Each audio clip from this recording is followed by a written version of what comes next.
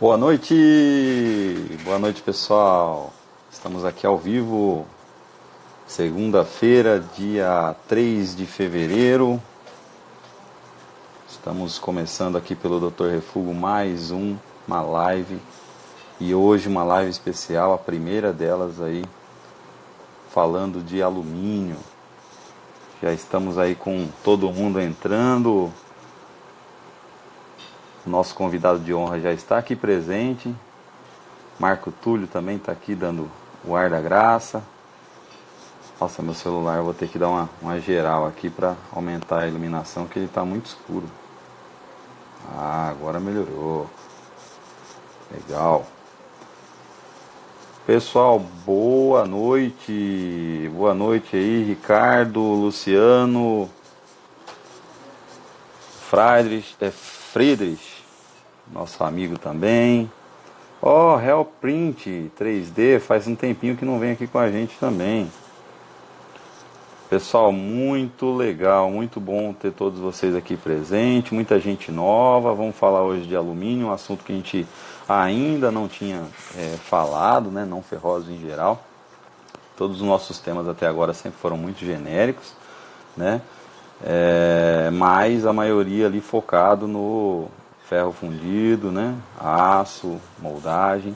E hoje a gente tem a possibilidade de falar um pouquinho sobre alumínio, né?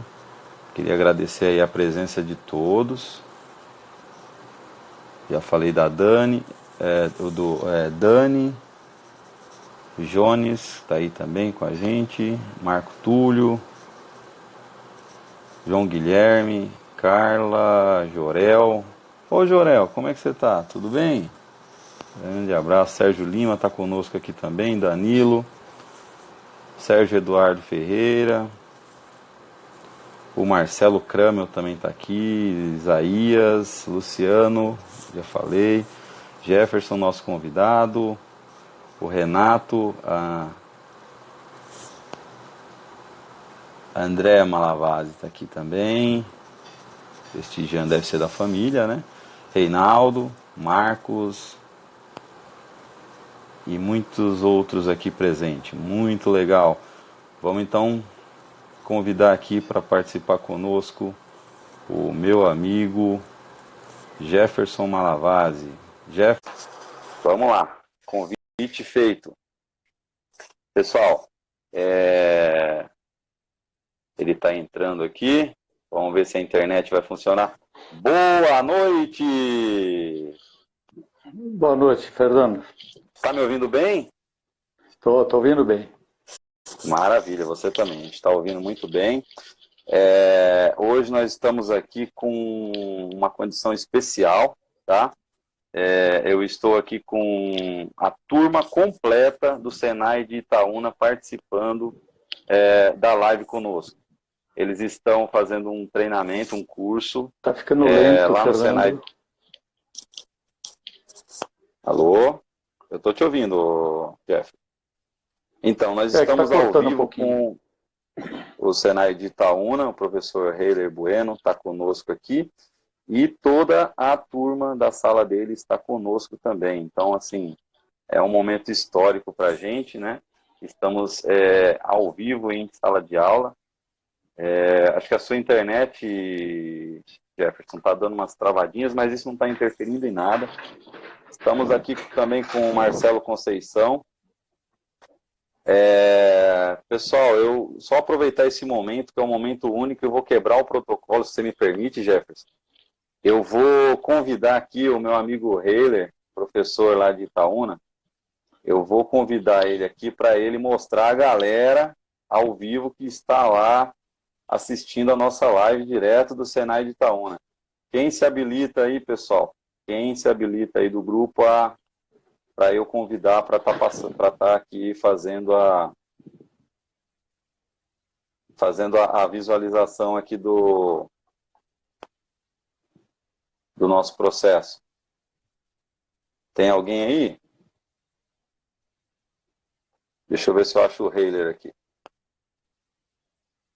Nós estamos lá, Jefferson. Hoje nós conseguimos atingir aqui em 4 minutos 31 pessoas online ao mesmo tempo. Isso é um recorde do nosso canal. Isso mostra o seu prestígio e mostra também como o alumínio tem um papel de destaque aí em todo o nosso processo.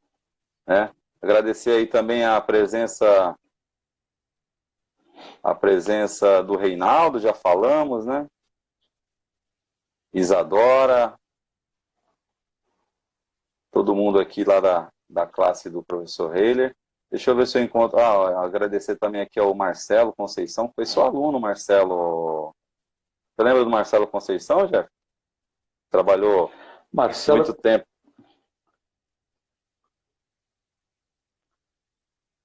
Pode falar. Tá cortando, Marcelo. Tá cortando. Eu tô te ouvindo bem. Mas eu não consegui entender a pergunta que você fez, cortou. Você pode repetir? Você falou do Marcelo? Marcelo Conceição, Marcelo Alex Conceição, você lembra dele? Lembro. Legal. Mas são muitos alunos, hein? São muitos alunos. Foram aí pelo menos uns 3 ou 4 mil alunos aí ao longo desses anos todos. Aí. Você fala dos treinamentos, viu? É muita legal. gente. Muita gente. O Rafael Minati está aqui conosco também. Pessoal, antes de mais nada, eu quero apresentar o meu amigo que está aqui conosco. O nosso amigo que também é de Osasco está falando aí que Osasco não tem 4G. É o Reinaldo. Ele pode falar com propriedade que ele mora em Osasco, né? A gente sofre um pouquinho com a internet, viu? Vamos lá. Deixa eu só continuar aqui. Então, o Jefferson é um profissional que ficou muitos anos na indústria, mais de 20 anos de indústria. Logo na sequência, ele embarcou nesse maravilhoso mundo aí de passar conhecimento, né? Onde ele trabalhou muitos anos no Senai e dentro dessa estrutura atuou tanto como professor do ensino superior, como também professor do curso técnico e também dava treinamentos e consultoria nas empresas pelo Senai de Osasco. Então, tive a honra de trabalhar ao lado desse monstro sagrado aí, em período contemporâneo, lá na década passada, né? Que a gente trabalhou junto. Então, um momento muito legal, ao lado do nosso amigo Luizão, que Deus o tenha. E foi sem dúvida, muito prazeroso para mim tê-lo como colega de trabalho e hoje poder estar aqui batendo esse papo com você, falando um pouquinho sobre alumínio, Jefferson. Acho que está sendo muito proveitoso. Muito obrigado aí pela sua presença. Que é isso, fica à disposição. Jefferson, deixa eu só ver aqui, o Luciano está falando que nós atingimos 40 ao mesmo tempo aqui. Olha, é o seguinte, eu vou cometer um ato aqui que não fiz isso antes ainda, mas em virtude, eu vou chamar um dos alunos aí, Danilo Rabelo. Vou te chamar aqui, Danilo Rabelo. Vou te chamar aqui para participar conosco da live, para você mostrar a turma toda reunida aí para assistir a aula, hein? Beleza? Vou chamar aqui o Danilo. Deixa eu ver se eu consigo chamar o Danilo. Não consigo chamar o Danilo. Eu estou novo nesse negócio de Facebook, de Instagram também, então eu não sei o que dá para fazer e o que não dá para fazer. Então, eu estou aprendendo também. Deixa eu ver se... Muito legal a gente aprender as coisas ao vivo, né, cara?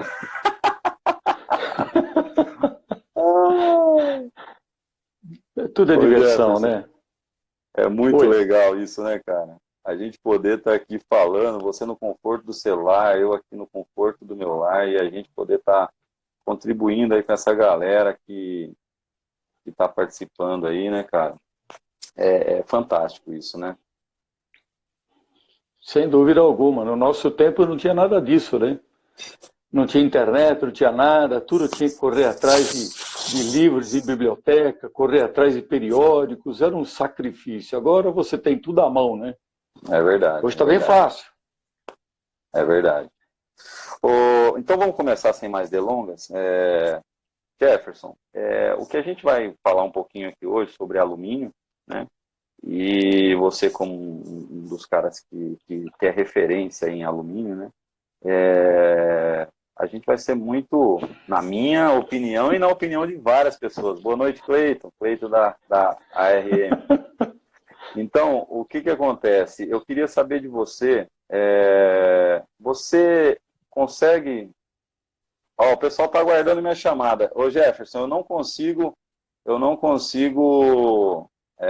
entrar duas pessoas ao mesmo tempo. Então nós vamos fazer assim, ó. Eu vou sair, você fica aí. Eu vou tirar você da tela, vou colocar o pessoal de Itaúna e você volta na sequência. Mas você tá aqui, não sai, hein? Beleza? Tá bom. Ó, o Ricardo Souto acabou de entrar. Tá bom, eu vou remover você aqui. Vamos lá, hein? Agora nós vamos chamar aqui quem? Quem que nós vamos chamar aqui? Cadê o Danilo? Danilo, cadê você? Ah, tá aqui, o Danilo. Vamos chamar o Danilo. Direto de Itaúna. Cadê você, Danilo? Boa noite. Aê, boa noite. Ô, galera. Mostrar aqui a turma Senai Itaúna. Professor Reira. Grande Reira. Abraço. Estamos aqui. Ó, ao vivo aí, doutor Refúgio. Legal. Ansiosos aí pela live, né? Conhecer aí. Hoje, por coincidência, estamos começando a estudar a matéria, né? Alumínio, então acalhou bem aí essa live para ajudar a gente a conhecer mais esse assunto. Que maravilha. Fico muito feliz. Curtam bastante aí, muito bom, muito legal. Alumínio é da hora. Fundição é muito legal. Curtam. Aí, ao mestre. Ô, Fernando, satisfação enorme recebê-lo. Parabéns, velho. Isso é uma inovação que você está fazendo Deixa eu escutar você. Como que é, Fernando? Repete que ele não estava te ouvindo. O que você está fazendo hoje aí é uma inovação pelo ensino tecnológico. Isso. Eu acho que a gente precisa disso. O Senai tem que estar sempre na vanguarda desse tipo de ensino, tem que estar sempre modernizando. Parabéns pela iniciativa. Parabenize aí também o Marco Túlio, que está sempre apoiando a gente. E sucesso aí no seu trabalho, hein, amigo? Ô, Fernando, fico satisfeito aí com suas palavras e apenas reforçar o seguinte. Alguns colegas que estão, inclusive, online aí na live, conhecem muito bem minha metodologia de ensino. O Reinaldo é um deles. E, para mim, o conhecimento se busca em fora de sala de aula. Sala de aula hoje a gente usa apenas para trocar ideia, tirar dúvida do aluno. E isso, meus alunos, graças a Deus, são maduros o suficiente para comprar essa ideia. Então a gente usa muito desse recurso. E a ferramenta do Instagram, ela tem que ser mais aproveitada nesse sentido, de aprimorar, de nos capacitar. Então a inovação, ela é sempre bem-vinda em todos os sentidos, na educação também. Maravilha, viu? Parabéns. Curtam bastante. Obrigado, um abraço, viu? Tá, obrigado, um abração. Até mais, bom trabalho aí. Vou desligar aqui, tá? Vamos lá. Vamos buscar o Jefferson de novo aqui.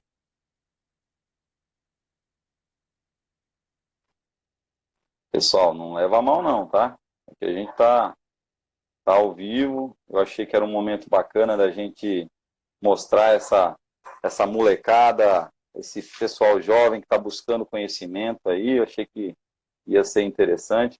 Depois deixa nos comentários aqui. Ô Jefferson, e aí, você viu? Oi. Vi, muito bacana, rapaz. É muito legal isso, né? Usando as novas tecnologias em prol da educação. Isso é essencial, né? Perfeito. Muito bom. Perfeito, muito bom. Perfeito. Bem, mas sem delongas, Jefferson, a primeira pergunta que eu ia te fazer é o seguinte aqui nesse nosso bate-papo. Você entende que o alumínio vai continuar nessa ascendente de crescer em relação aos demais metais? Ou você entende que ele chegou num ponto que agora ele vai competir mais que de igual para igual? Qual a sua opinião? Eu acredito que a tendência é crescer, viu, Fernando? Mesmo porque nós não chegamos ainda onde teríamos que chegar em termos de utilização do alumínio nos automóveis. Tá? Então, isso vai crescer bastante. Então, por exemplo, nos Estados Unidos, né, em 2015, eram em torno de mais ou menos 180 quilos de alumínio. A previsão para 2028 é que se chegue a 258 quilos de alumínio por automóvel. Então, a tendência no mundo é de aumentar. Aí alguém pode questionar, puxa vida, mas e os carros elétricos? Isso, sem dúvida alguma, é uma realidade que vai acontecer num futuro um pouquinho mais longínquo, né? Mas vai ter espaço para todo mundo. O alumínio ainda tem muito para crescer, principalmente no Brasil. Tá? Que maravilha. Principalmente no Brasil. Vai crescer bastante. Vai crescer bastante. E é lógico, né, que o processo de fundição sob pressão tem aí muito para conquistar. Tá? Maravilha. E hoje no Brasil, qual que você acha que, o pessoal que está chegando agora, né? A gente costuma fazer perguntas mais específicas, Jefferson, mas também faz perguntas bem básicas, porque tem pessoas que não são da área, que estão curtindo a página, curtindo a nossa conversa. Então, assim, hoje no Brasil, quais são as top 5 ligas mais fundidas hoje aqui no Brasil? Você consegue dizer? Olha, só sim, para nós contextualizar. Quem não sabe ainda, as ligas são o alumínio que não é puro, né? Que tem, de alguma forma, algum componente. As ligas fundidas, a maioria delas são ligas de alumínio silício. Então, dentro do alumínio silício, que são as fundidas, a maioria delas, eu estou pedindo aqui para o Jefferson dar uma ideia para nós. Por favor, Jefferson. Veja, em termos do que se refere a alumínio puro, como você comentou, né, é pouco utilizado em fundição, mas mesmo assim, as que são utilizadas, o alumínio puro é utilizado principalmente para a fabricação de rotores, mas isso são poucas empresas que fazem isso. As ligas utilizadas para fundição em coquilha, baixa pressão, por exemplo, são ligas da 356, tá? Fundição sob pressão tem a 305, tem a 306. Para fundição em coquilha ou em areia também tem as ligas de alumínio cobre da série 200, tá ok? Então, ligas da série 300 são ligas que contêm silício como principal elemento de liga, tá bem? E o silício, ele é um elemento de liga importante porque ele contribui para melhorar, além de melhorar a fluidez da liga, contribui para a melhoria das propriedades mecânicas, já que trabalhar com alumínio puro é muito difícil, só para situações bem específicas, como eu mencionei, fabricação de rotores e motores elétricos. E também tem alguns casos específicos que consomem bastante, como, por exemplo, nos pistões, né? Isso, você tem uma liga especial. Isso. São ligas que já são ligas hipereutéticas, ou seja, ligas que apresentam mais que 13% de silício. E que também tem outros elementos de ligas envolvidas, né? O Lucas Rocha está perguntando aqui, qual a melhor alumínio para fabricação de panelas? Lucas, Jefferson, fala para ele aí. Olha, normalmente as panelas são estampadas, né?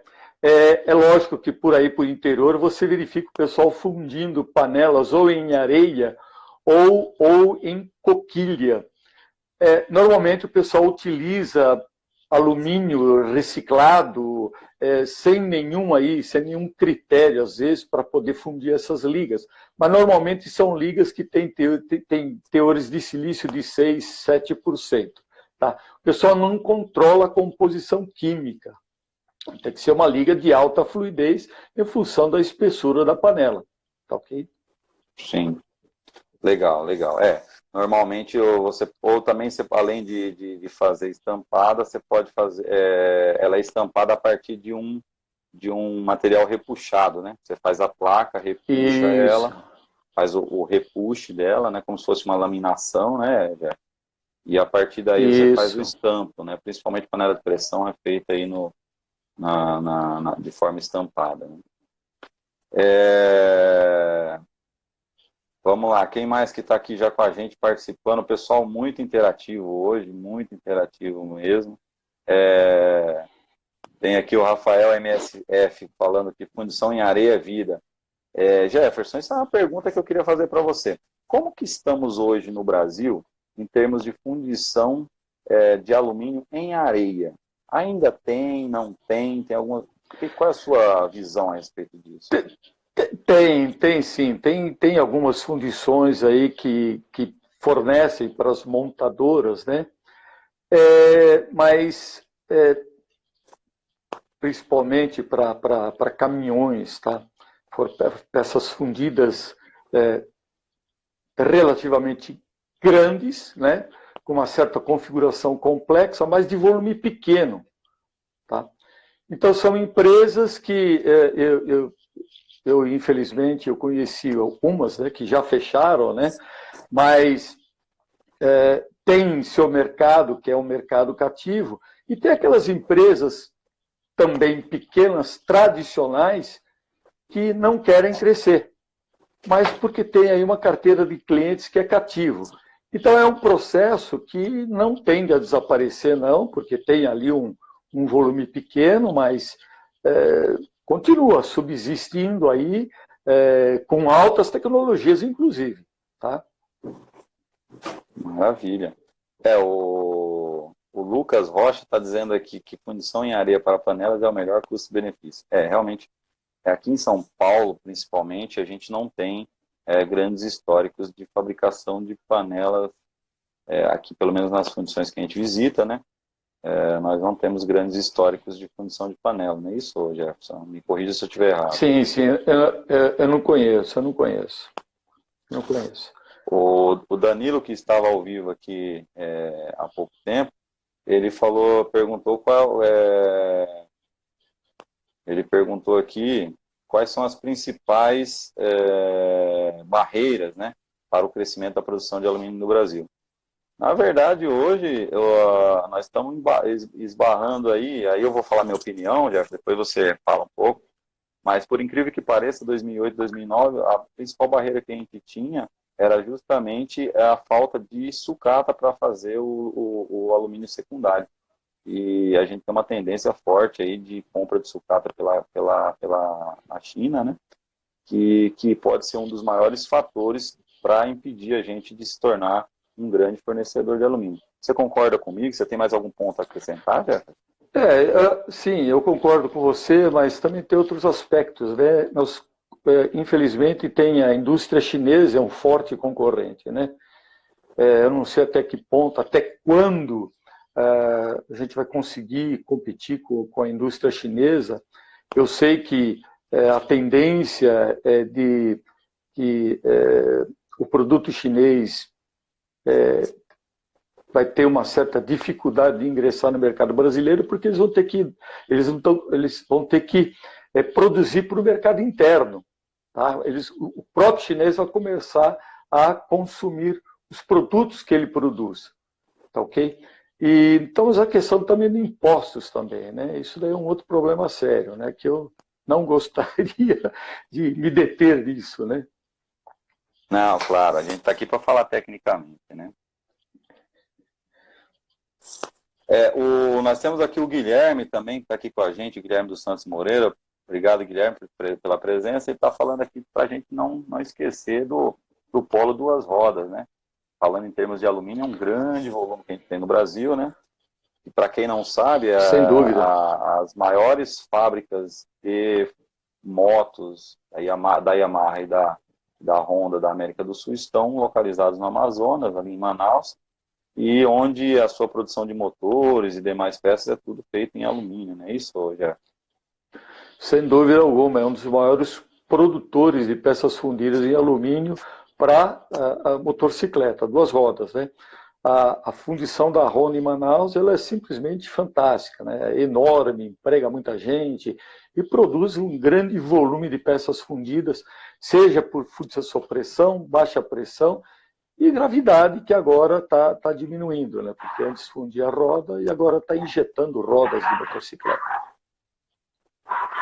Está injetando rodas. Está injetando rodas de motocicleta. E a gente está aqui também com o Alexandre Brito, que ele diz o seguinte: na Europa, há muitos componentes de chassi em alumínio, exemplo, manga de eixo, longarina, E eu tive a oportunidade da minha viagem agora para Düsseldorf, eu passei na fábrica da Magna, lá em Dortmund, e eles injetam numa máquina de 4.200 toneladas a porta inteira do Jaguar, por exemplo, longarina da Ferrari. Mas, Alexandre, essa realidade ainda é uma realidade para um carro de 250 mil euros, né? Ainda não chegou na realidade dos veículos populares. Você tem alguma visão nesse sentido, Jeff? O futuro aqui do Brasil também está na injeção de peças estruturais, tá?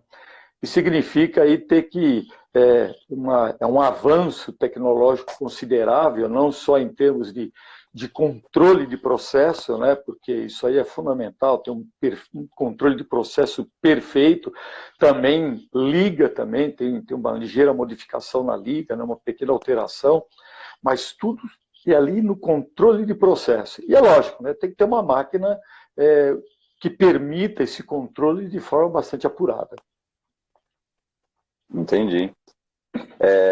Outra questão aí envolvendo isso daí é que a gente vai ter que trabalhar para ter esses custos reduzidos, né? Porque hoje os elementos de alumínio para esse tipo de estrutural ainda é muito caro devido à sua tecnologia, né? Sem dúvida, sem dúvida. Muito caro, muito caro. Legal. E tem que ter pessoal preparado para tudo isso, né, Fernando? Sim. Ô Jefferson, e falando ainda um pouquinho ali, como que você pode me dizer como é que estamos hoje, as fundições brasileiras, em termos de tecnologia, na metalurgia do alumínio?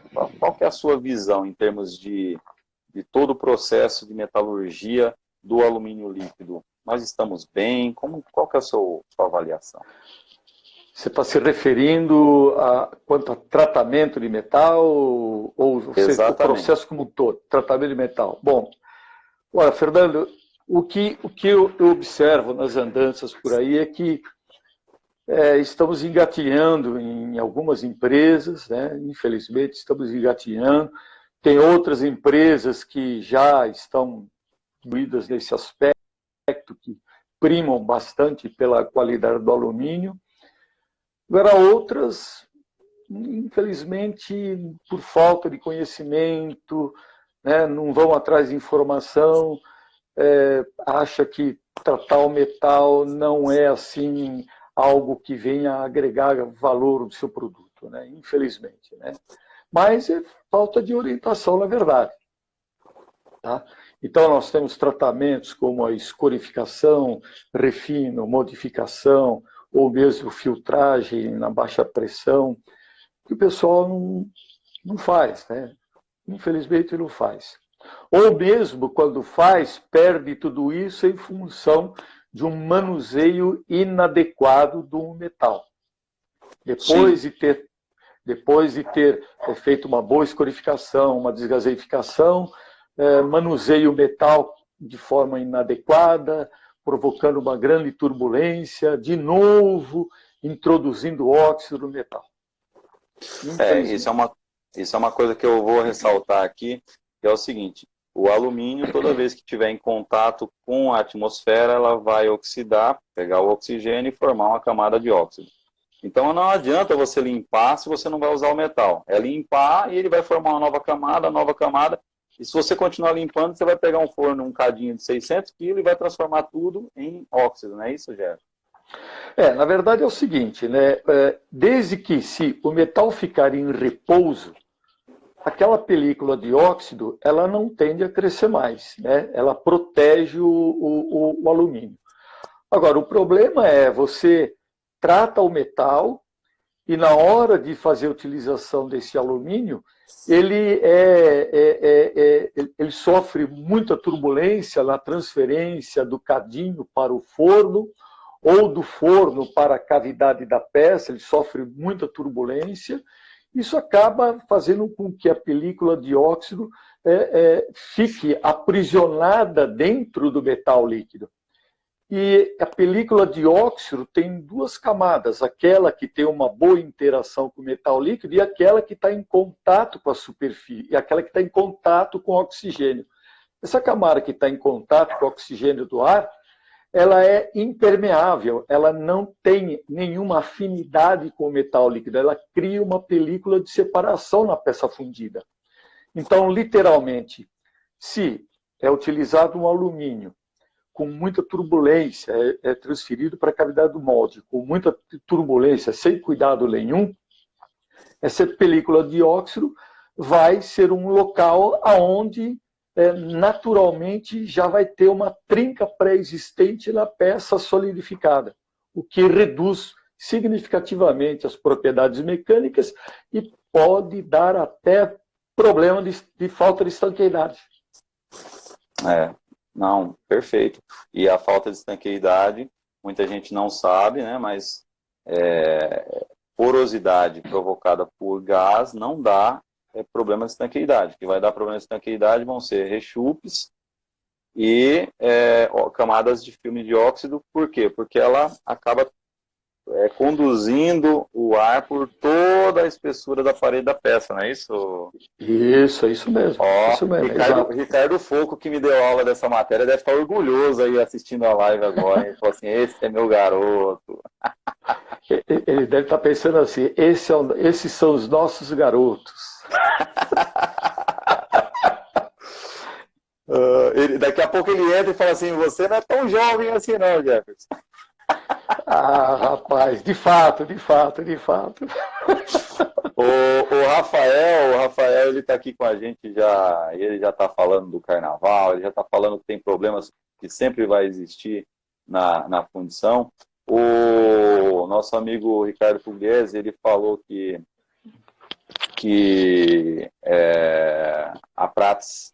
a Antônio Prats Mazol era uma excelente fundição, pena que fechou, realmente era uma big de uma fundição, né?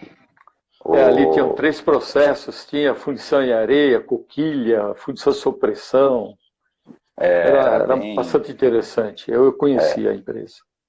E nós estamos aqui recebendo, na minha contagem aqui, o primeiro participante de outro país que nós temos aqui no nosso site, que não é brasileiro. Trata-se do meu amigo Federico Gratarola, que é de uma fundição na Argentina. Muito obrigado pela presença, Federico.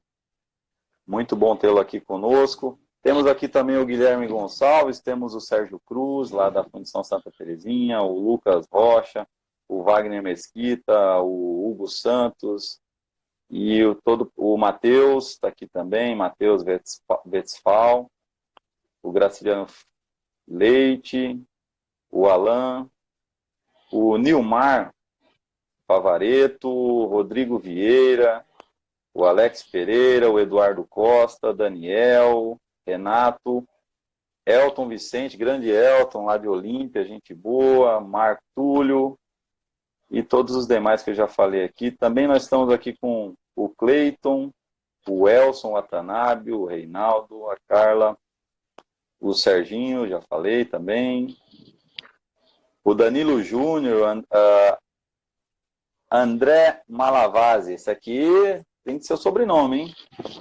Sim, aí é suspeito, né?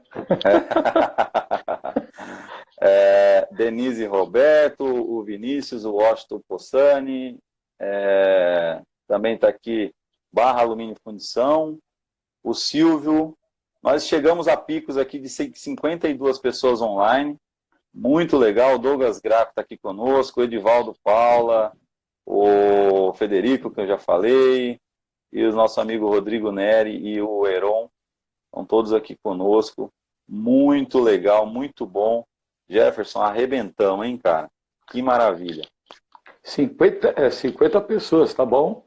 Tá excelente o número e ela vai oscilando aí, né?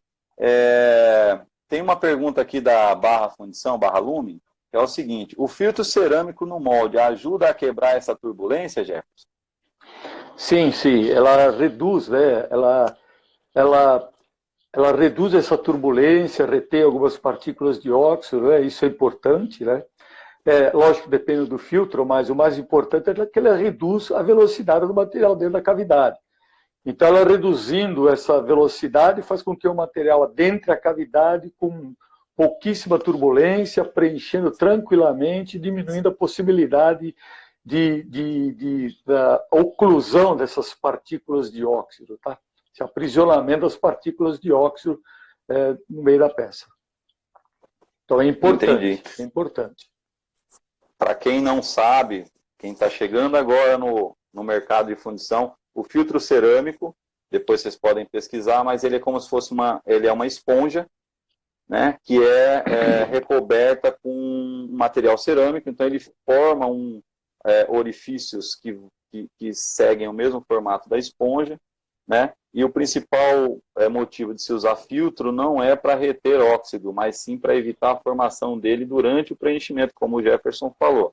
Então, você tem razão, rapaz da fundição aí, que quando o jato de alumínio entra no molde, ele vai ser conduzido de forma mais pacífica pelo canal. É mais ou menos o que a tropa de choque faz quando entra numa briga, né? Ela vai ali e apazigua o negócio, né, já fazendo a coisa fluir de maneira fazendo fluir de maneira mais espontânea, mais natural, evitando assim o que a gente chama de filme secundário, né? Óxido secundário, não é isso, Jefferson? Explica pra gente um pouquinho dessa questão do óxido. Você já falou do óxido que se forma no banho, né? Aquele óxido lá seria o óxido primário, é isso?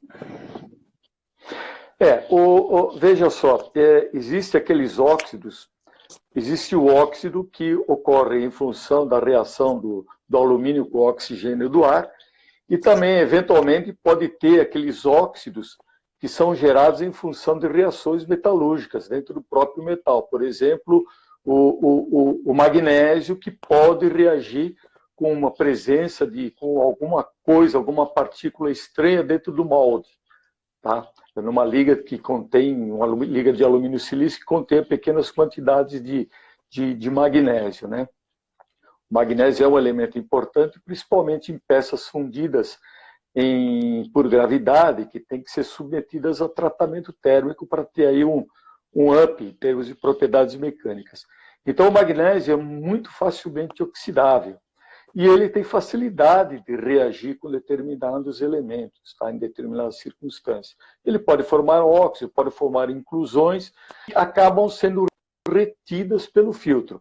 Agora, é importante salientar, Fernando, que de vez em quando, né, se faz aí testes para verificar a fluidez das ligas de alumínio.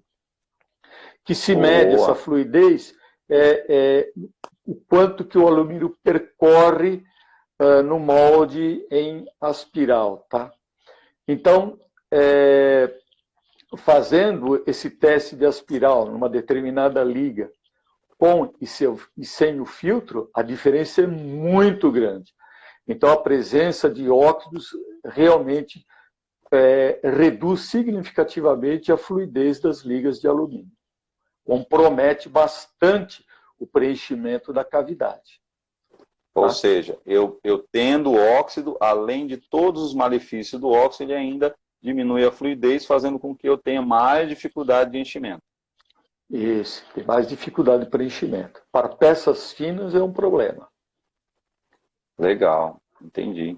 Ó, eu estou recebendo aqui o Lucas Rocha, de uma fundição em Cruzeiro, o Silvio Lanagoni está falando do Kleber, fundição em Taubaté, e tem uma questão aqui também colocada, que nós temos aqui, o Marco Aurélio, que é o De Tirione, que é o Marco Aurélio, e aí o Luciano pergunta assim, Fernando, por que os padrões para montar uma curva no espectro de alumínio é tão caro?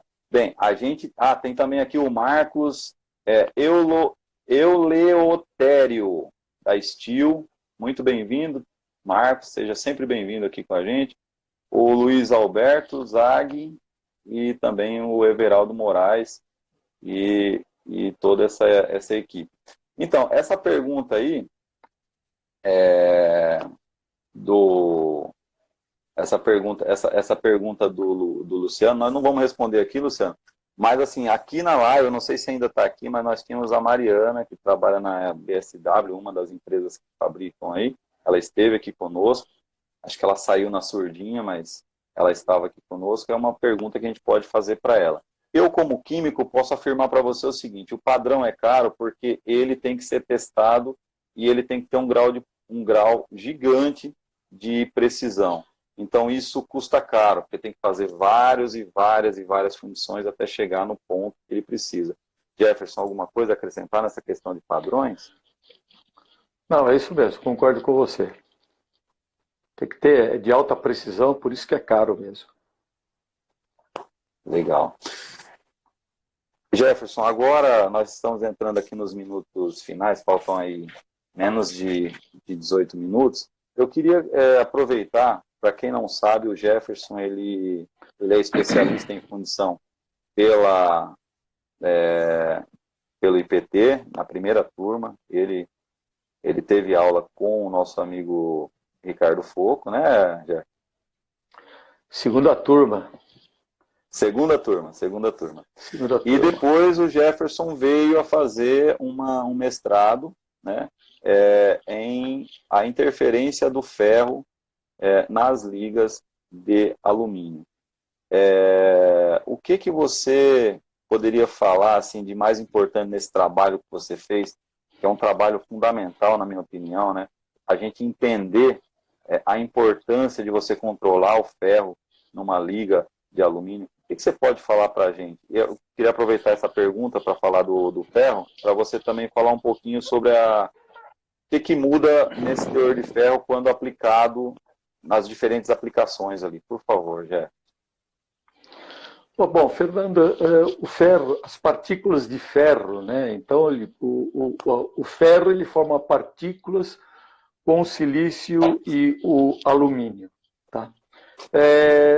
Dependendo da morfologia, como ele se apresenta, a morfologia é a forma, dependendo da forma como ele se apresenta, quando ele fica na forma de plaquetas, e literalmente, se o processo de fundição ele é muito lento, o processo de solidificação do alumínio silício é muito lento, e o teor de ferro for alto, dá-se oportunidade para que essa plaqueta de ferro cresça.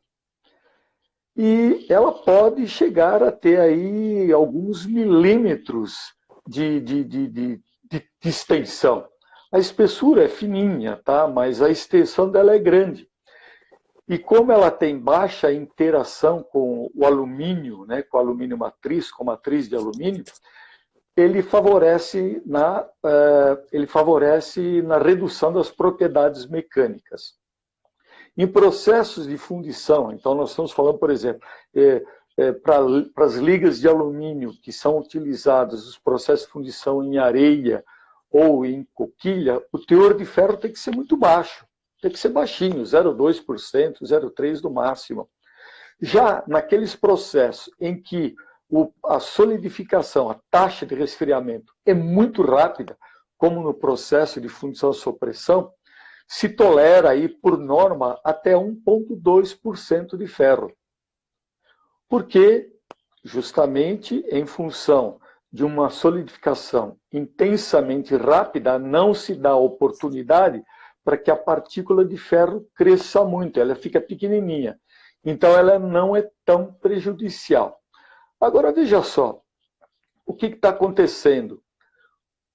Como nós estamos trabalhando com muito alumínio reciclado no mundo inteiro, e não poderia ser diferente, tá? Porque produzir uma liga a partir de alumínio primário custa muito caro.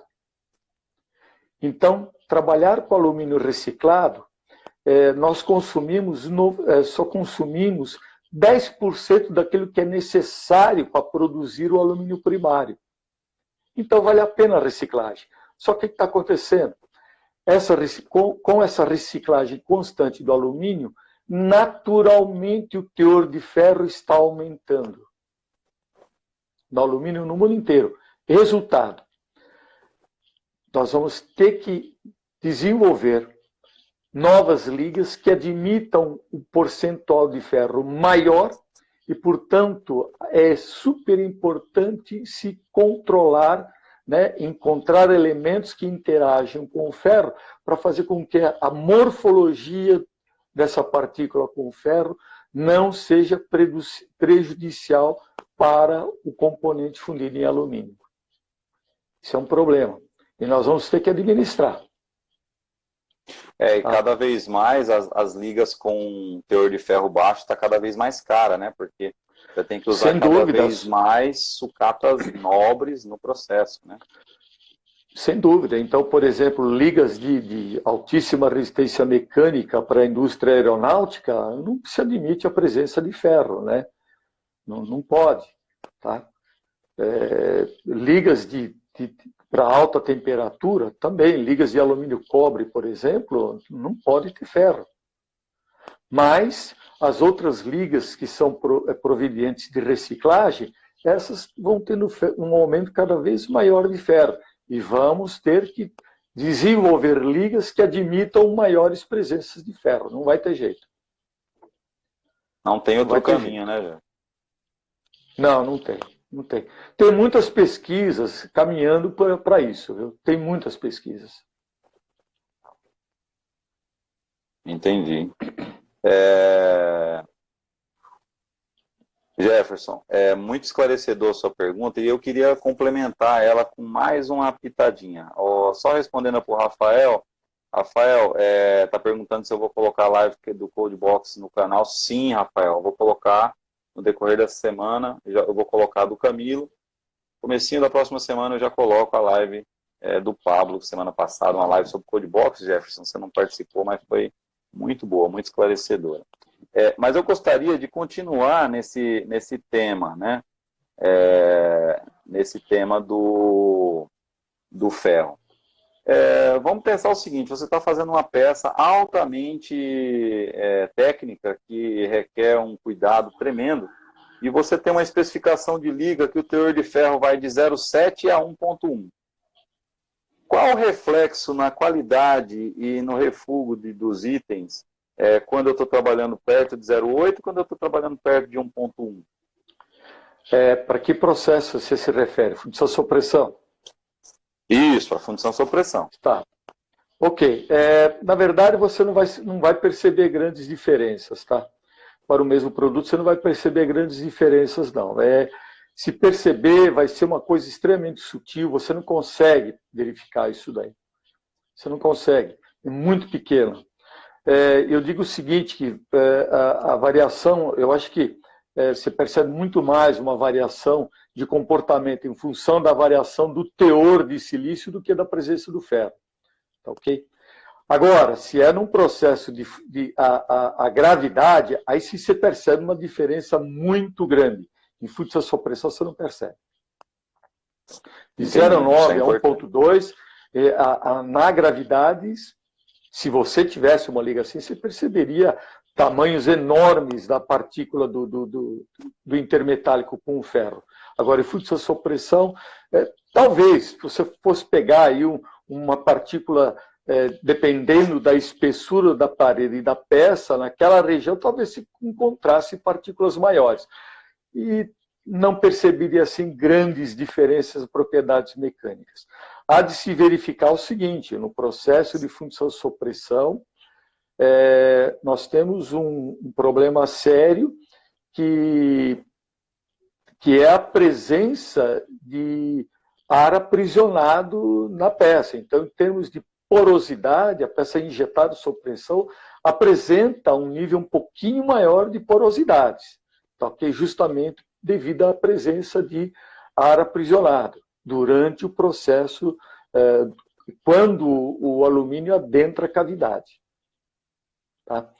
Então, para poder perceber essa diferença entre 0,9 e 1,2, teria que fazer muitos testes. Entendi. E uma última pergunta aqui desse tema, aliás, é um tema similar. O pessoal lá da Barra Lumen está perguntando assim, e sobre estanqueidade do material, o SAI 323 é a melhor opção?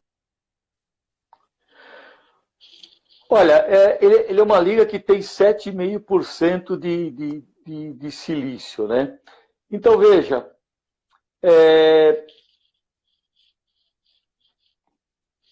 uma liga que não deveria, quer dizer, é uma liga que, em termos de estanqueidade, seria adequada. Agora, não pode esquecer o seguinte, uma das coisas que ajuda na estanqueidade das ligas de alumínio é o refino de grão. Controlar o tamanho de grão. Se o grão é maior, o poro é maior. Tá? Então, com o refinador de grão, a gente dá uma reduzida no tamanho. Com o refinador de grão, nós também reduzimos as porosidades, as microporosidades ou os micro-rechupes, e com isso, obviamente, também melhora a estanqueidade. Essa é uma liga utilizada quando se pretende trabalhar com um nível de estanqueidade um pouquinho superior. Legal. E com relação a essa liga famosa A356, que todo mundo fala dela aí, ela continua com o seu uso e a sua vanguarda aí garantida? Sem dúvida, sem dúvida. Essa é uma liga que é muito usual, principalmente para duas rodas, né?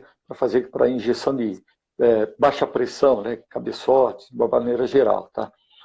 É uma liga amplamente utilizada. Ela tem lá o seu, digamos assim, seu nicho de aplicação garantido, né? Não só para isso, mas milhares de peças, né? São produzidas com essa liga. Sim, sim. Legal. Tem mais uma pergunta aqui. O Alan qual o processo ideal para a fabricação de panelas em alumínio com mais de 4 milímetros em areia ou coquilha?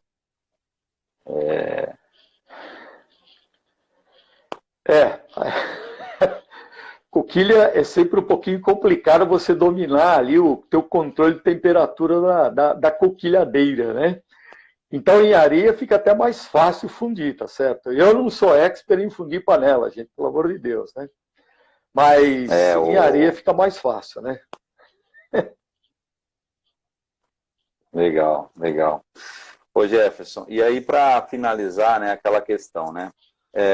Quais são, na sua opinião, quais são os maiores cuidados que a gente tem que ter na hora que nós estamos fundindo um alumínio? Quais são os maiores cuidados ali? Falando da hora que você colocou o lingote no forno até a hora, um pouquinho antes do vazamento, durante o vazamento. Quais são os cuidados que a gente tem que ter ali? Cita pra gente, por favor, alguma coisa. Bom, obviamente, para quem vai fundir alumínio, tomar cuidado. Obviamente, se estamos trabalhando com lingote, é o próprio controle da adição da carga dentro do forno. É uma das coisas que eu sempre comento, dependendo do tipo do forno, se é um forno tipo barril, se é um forno tipo cadinho, nós temos que aprender a colocar o lingote, nunca jogar o lingote, tá? Porque toda vez que se joga o lingote, principalmente num forno tipo tambor, ocorre a projeção de material de alumínio nas paredes do forno. Isso, por diversos motivos, vai acabar provocando a formação de óxido que tende a crescer nessa parede do forno e vai criar aquilo que se chama de corundum, que é um óxido extremamente agressivo, né, e que vai ocupando todo o volume do forno. Se deixar, em 5, 6 meses se perde o forno facilmente. Então, primeiro, procedimento de carregamento, procedimento de limpeza. Adicionou a carga, tem que escorificar. Não tem jeito, tem que tratar o alumínio, tem que remover o excesso de óxido, limpar ali na linha do refratário, raspar ali na região do refratário, na linha da carga, limpar direitinho. Na hora de fazer a transferência para a panela, fazer uma transferência, é difícil isso, né? Mas infelizmente vai ter muita turbulência na hora de transferir o alumínio do forno para a panela. Desgaseificar, fazer a desgaseificação com o rotor, o famoso FDU, né? fazer a desgasificação por 4, 5 minutos, né? Tem gente que faz uma desgasificação com 10 minutos, 15 minutos, que é um baita de um exagero. Pelo amor de Deus, né? Verificar se está saindo gás, verificar se o eixo está perfeitamente Posicionado. está posicionado, sem excentricidade, porque em vez de desgasificar, acaba provocando turbulência, então aquilo que você retira, você está gerando tudo de novo. Isso é um problema sério, o pessoal não dá muita atenção à manutenção do desgasificador. A distância do fundo, né? Também, essa distância do fundo, do rotor, a altura do rotor em relação ao fundo, né? A rotação também é importante, tem que verificar isso. E é lógico, né? Você pode fazer a escorificação enquanto está desgasificando. Pode fazer. Tá? Infelizmente, aqui no Brasil, né, você é obrigado, depois de tratar o material na panela, você pega esse material e leva lá para o forno da máquina ou no local do consumo. De novo, vai gerar turbulência. O ideal era tratar no próprio forno em que você consome diretamente alumínio. O ideal seria isso, mas, infelizmente... Principalmente injeção não tem como, né? Não tem. Mesmo o pessoal que tem os fornos Strico-Verstoffen ou fornos dosadores, né? O óxido acaba sedimentando no fundo do forno, né? No fundo do banho, né? Ok, não tem tanta turbulência, né? Mas esse forno também tem que ter uma limpeza frequente, semanalmente ou quinzenalmente, depende da política da empresa, né? Depende da necessidade, sei lá. Tá? Mas o fundamental é quanto menos turbulência, melhor. Quanto menos turbulência, melhor? Quanto menos turbulência, melhor. Seria bom se direto da central de fusão o alumínio já pudesse, por gravidade, né, bem lento, naquelas calhas, né, abastecer o forno, eliminando a panela, né, e ter a desgasificação aí inline, né. Mas tudo custa, né? É muito caro. Muito caro. Sim. Aliás, eu até vi esse equipamento, né? Ele existe, é um equipamento, para quem ficar interessado, tem no meu canal lá em vídeos interessantes. Tem o tratamento de desgasificação ultrassônico, que acontece em linha, o material vem descendo, e o ultrassônico está ali posicionado e ele retira todos os gases por ultrassonografia, né? Vai fazendo ultrassom, ultrassonografia não, desculpa, ultrassom. Ultrassônico, tratamento ultrassônico. Isso. E esse tratamento também tem uma vantagem adicional. Perdão, essa desgasificação ultrassônica também tem uma vantagem adicional, né? Se o alumínio for utilizado de forma rápida após o tratamento, ele também reduz o tamanho, ele propicia uma redução no tamanho de grão, eliminando a necessidade de utilizar ou reduzir a quantidade de titânio boro, né? Uhum. A última pergunta aqui, então, para a gente encerrar, interessante. Luciano Calesco pergunta, e aí, professor, tem conhecimento também no alumínio, na produção, no processo por microfusão? Você tem algum conhecimento nessa área? Desculpa, como é que é? Eu não entendi. Cortou. Conhecimentos do alumínio no processo de microfusão. Olha, eu nunca vi ninguém utilizar isso aí, mas é plenamente possível, não tem problema nenhum. É tranquilo de ser feito, né? A sistemática, eu acredito, teria que ser a mesma daquilo que se utiliza para a fundição convencional, né? Manter a casca aquecida para poder fazer o vazamento. Não vejo diferença nenhuma. O grande barato da fundição aí, viu, Luciano, que pelo pouco que eu estudei aí, tem alguns especialistas fora do Brasil. No Brasil não tem nenhuma empresa ainda fundindo em larga escala em microfusão. Tem algumas empresas tentando, já começando, fazendo alguns trabalhos. Mas nosso tempo acabou, Jefferson. Você tem 20 segundos para se despedir. Um abraço para você, meu amigo. Gente, muito obrigado pela presença. Um abraço, muito obrigado a todos os participantes aí. Gostei bastante e vamos para uma próxima, se Deus quiser. Beleza, muito legal, um abraço. Pessoal, muito obrigado. Pessoal do Senai Itaúna, um abraço.